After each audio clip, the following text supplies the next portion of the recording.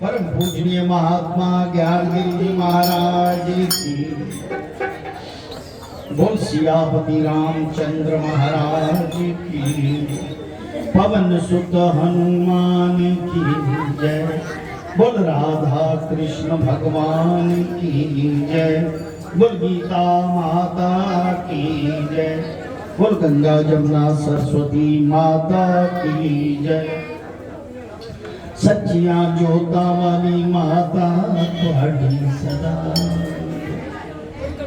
गुरु रूप शासक जी कथा का नियम होने की खातिर सिर्फ 2-4 लाइनें बोलेंगे, क्योंकि कथा हम चाहते हैं कि बीच में खंडित ना हो। गुरु महाराज के आशीर्वाद से चाहे 2 लाइनें भी।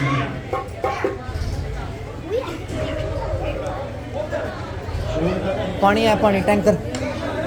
कीर्तन का कितना आनंद आ रहा था, ऐसे महसूस हो रहा था कि आप अपने भाव ईश्वर के चरणों में रख रहे हो और ईश्वर आपको देख के खुश हो रहे हैं और आपको आशीर्वाद दे रहे हैं। ऐसा महसूस हो रहा था। यानी कीर्तन की इतनी महत्ता है कि आप कीर्तन से जो भाव बनाते हैं ईश्वर को उससे रिझाते हैं और ईश्वर प्रसन्न होते हैं। प्रसन्न होकर आपको आशीर्वाद देते हैं, खुश रहने का, मनोकामना पूर्ति का, हर तरह से आशीर्वाद देते हैं। बोल शंकर भगवान की। ऐसे ही कल भी शाम को कीर्तन, कल भी 1-2 लाइन बोलेंगे। शाम को कीर्तन होगा और परसों सवेरे पाठ का भोग पड़ना है। एक छोटी सी बात कहूं, अगर सारे शांत हो जाए तो बोल शंकर भगवान की। बाहर वाले शोर ना मचाएं, आराम से प्यार से काम करें जो करना है। बोल शंकर भगवान की। सबसे पहले एक बात बता दो, बड़ी खुशी की बात है कि हर संगत के जितने भी भक्त ईश्वर के आते हैं सबके मन में ये है कि हम कुछ ना कुछ भगवान के चरणों में अर्पण करें, चाहे तिल गुड़ चावल या कुछ भी जो लंगर बनता है उसमें जो सामान है वो अर्पित करें। बोल शंकर भगवान की। लोग हैं सबका कल्याण मित्र, ये थोड़ा लंगर इकट्ठा करने की प्रथा है। नाम हम इसलिए लेते हैं, कई लोग कहते हैं कि ये जी हमें हमारा नाम मत लीजिए, हम दे रहे हैं कोई बात नहीं, ठीक है, उसके भाव ठीक है। हमारी मजबूरी ये है कि हम नाम इसलिए लेते हैं कि और लोगों का भाव बने कि ये दे रहा है, फलाना दे रहा है, कुछ ना कुछ तो वहां पर भाव होता होगा जहां ये अर्पित करते हैं। इसलिए वो भी देखा देखी गुरु की कृपा से उनकी शरण में आके सुन लेते हैं। जैसे वो कीड़े की बात सुनाई थी ना इन्होंने कि फूल में बंद हो गया तो ईश्वर के चरणों में आ गया। इसलिए जो तामसी मनोवृत्ति के लोग हैं उनके कान में पड़ जाए, कम से कम वो ईश्वर की भक्ति में लीन हो जाए, उनका भी कल्याण हो जाए।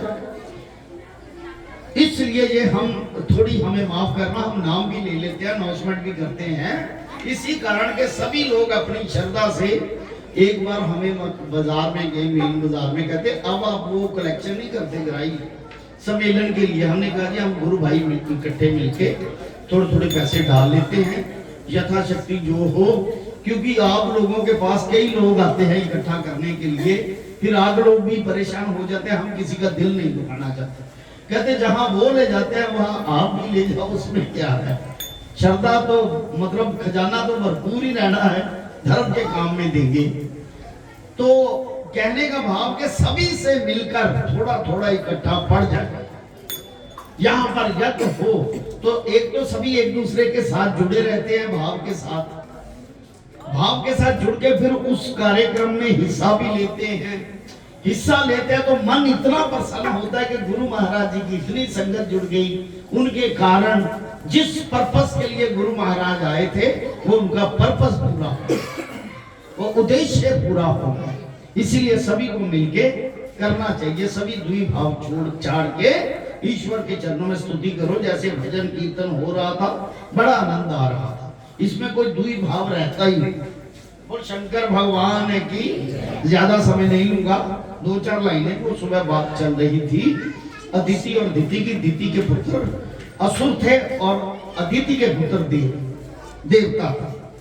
देवता में आपस में लड़ाई लगती रहती थी असुरों में। तो उन्होंने इंद्र का आसन ना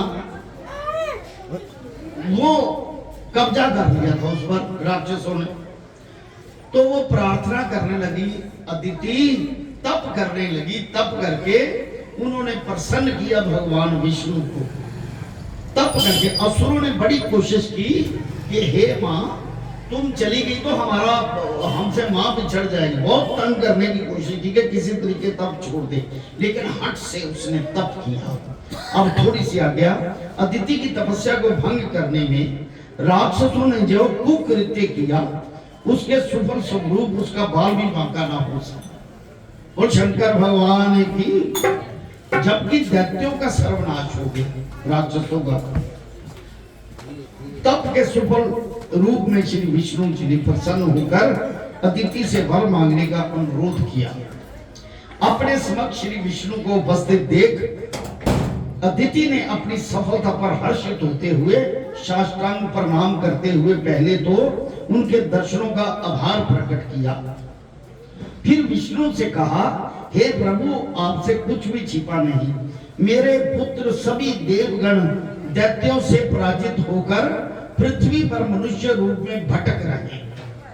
जितने भी मेरे पुत्र थे देव रूप में, वो सारे पृथ्वी में छुप कर भटक रहे मनुष्य रूप में आकर।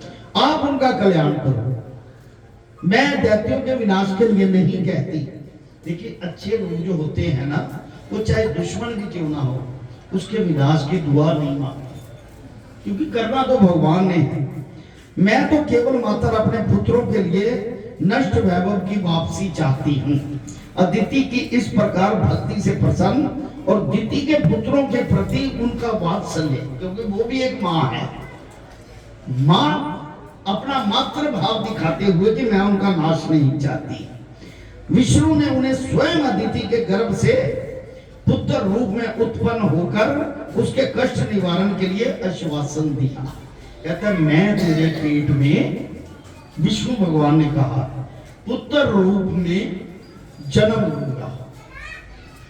और ऐसा उसे भरोसा दिया, फिर राक्षसों का नाश हो जाएगा अपने आप। उसमें क्या है, जो लोग गलत करते हैं वो गलत हो जाएंगे।